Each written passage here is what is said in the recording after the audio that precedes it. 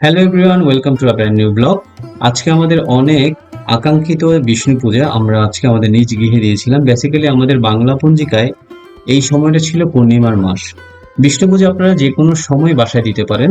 তো এই সময়টায় বৈশাখ মাসের 10 তারিখ আজ পূর্ণিমা তিথি। এই তিথিতে আপনারা লক্ষ্মী পূজা, নারায়ণ পূজা বা বিষ্ণু পূজা আপনারা খুব সহজেই দিতে পারবেন। তো যেহেতু আমাদের এটা কেনা ফ্ল্যাট না, আমরা ভাড়া থাকি, সেই ক্ষেত্রে আমাদের উপযুক্ত সময় হিসেবে পঞ্জিকা থেকে আমরা এই বৈশাখ মাসের 10 তারিখটাকে বাছাই করে নিয়েছিলাম।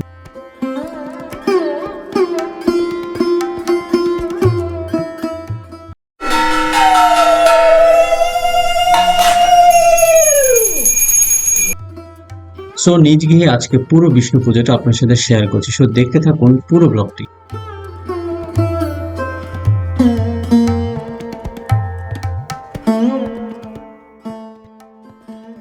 তো এদিকে আমি সকালবেলা ঘুম থেকে উঠে স্নান সেরে ঠাকুর ঘরে চলে আসলাম। এখন আমি সবকিছু জোগাড় করতেছি, যেহেতু পুরোহিত মশাই 9টার দিকে চলে আসবে, তো আমি তাড়াহুড়া করে সবকিছু রেডি করতেছি। আগে থেকে পুরোহিত মশাই আমাদেরকে বলে দিয়েছে কি কি লাগবে আমাদের বিষ্ণু পূজাটা করার জন্য, তো আমি ওইভাবে সবকিছু রেডি করতেছি। এদিকে আমাদেরকে বলা হয়েছে যে 5 রকমের ফল লাগবে বিষ্ণু পূজার জন্য, তো আমরা চেষ্টা করেছি 5 রকম ফল থেকে আর একটু বেশি আনার জন্য। তো এদিকে সব মা দুপুরবেলা রান্না বান্নার প্রসেসিং করতেছে, আর ওইদিকে আমি পূজার জোগাড় করতেছি। তো একটু পরে যেহেতু পুরোহিত মশাই চলে আসবে, তো আমি এখানে ঠাকুরকে, আমাদের ঘরে যে নিত্য ঠাকুর থাকে, ঠাকুরকে স্নান করানোর পরে ফুল তুলসী দিয়ে এখন বাকি সবকিছু রেডি করতেছি। এইদিকে আমি আম পল্লবীতে চন্দন আর সিঁদুর দিয়ে প্রিপেয়ার করতেছিলাম। এদিকে পুরোহিত মশাই চলে আসছে নারায়ণ শিলা, যেহেতু আমরা বিষ্ণু পূজা দিচ্ছি সেহেতু নারায়ণ শিলা উনি সাথে করে নিয়ে আসছিলেন। এখন ঘট স্থাপন করা হবে, তো ঘটের মধ্যে নারকেল, তারপর ধুতি গামছা দিয়ে উপরে ফুল বেলপাতা দিয়ে সবকিছু দিয়ে ঘরটা বসানো হবে।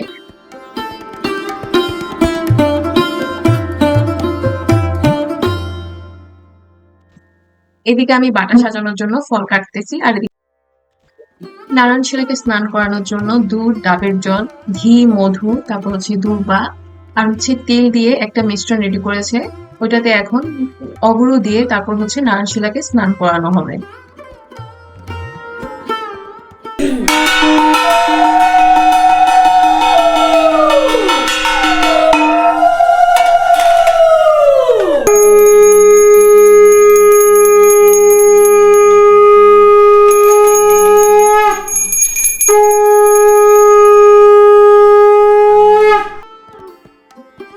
দুধ দিয়ে স্নান করানোর পর এখন শুদ্ধ জল দিয়ে স্নান করিয়ে তারপর সিংহাসনে বসানো হবে। এরপর আমাদের রাধা মাধবকে স্নান করিয়ে তারপর পূজা স্টার্ট করা হবে।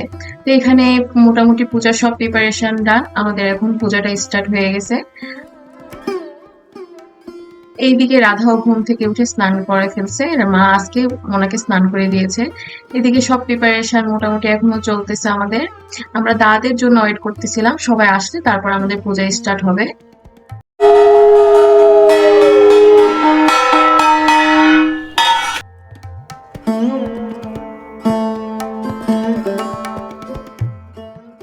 আমাদের হিন্দু কালচারে অনেক রকম রীতিকার্য সম্পাদন করে কোন একটি পুজো শেষ করতে হয়। তো এখানে ঠাকুর মশাই তার পুজো দিচ্ছেন এবং বিভিন্ন রকম সংস্কৃত শ্লোক উচ্চারণ করে ভগবানকে ধূপ নিবেদন করে, পঞ্চপ্রদীপ নিবেদন করে তারপর সেই আশীর্বাদটুকু আমরা সকলে মিলে গ্রহণ করব।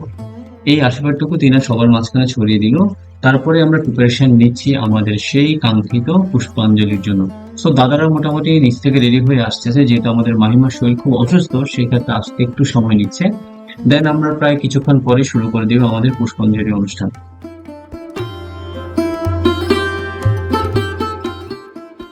প্রদীপের শিখা আর ধূপের ধোঁয়ায় সকলের জীবন পরিমার্জিত এবং মঙ্গলময় হোক, এটাই আশা করি।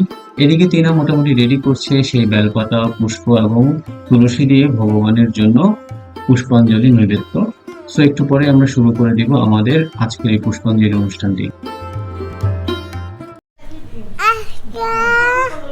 আমাদের বিষ্ণু পূজা হচ্ছে।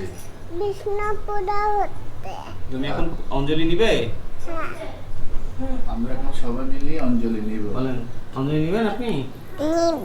জেমা কোথায়, জেঠু কোথায়? সবার হাতে হাতে মোটামুটি পুষ্প যে অর্পণগুলো আছে সেগুলো তুলে দেওয়া হচ্ছে মন্ত্র উচ্চারণ করে। তারপর আমরা সেটা নারায়ণের চরণে আমরা অর্পণ করব। তো নিয়ম মাফিক আমাদের 3 বার করে মন্ত্র উচ্চারণ করে তারপরে এই পুষ্পাঞ্জলি অর্পণ করতে হয়।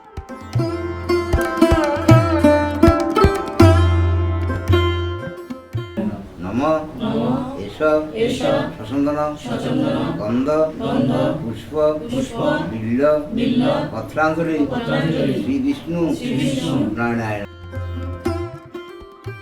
সো 30 মিনিট এই বিষ্ণু পূজা শেষ করে আমরা সকলে পুষ্পাঞ্জলি অর্পণ করে এখন আমরা সেই অকাল মৃত্যু হরণ সেই চরণামৃত আমরা এখন সেবন করব। তারপরে আমরা সকলে মিলে প্রসাদ পাবো। সো ঘরের সকলে এখন আমরা এই রুমে, পুজো শেষ হলো, ঠাকুরকর্তা সবাকে চরণামৃত দিয়ে উনি এখন আমাদের এই গৃহ থেকে প্রস্থান করবেন। সো এইভাবে করে আমাদের সেই কাঙ্ক্ষিত বিষ্ণু পূজা শেষ হলো আমাদের গৃহে। So guys, thank you for watching the full video.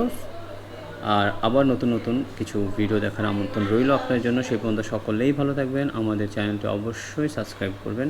আর আপনাদের মতামত আমাদের কমেন্ট বক্সে জানাবেন। আপনাদের কমেন্ট বক্সে আপনাদের মতামত পেলে নতুন নতুন ভিডিও বানাতে অনেক উৎসাহ পাই। সো দেখা হচ্ছে নতুন কোনো ব্র্যান্ড নিউ ব্লগে। সেই পর্যন্ত সকলে ভালো থাকবেন।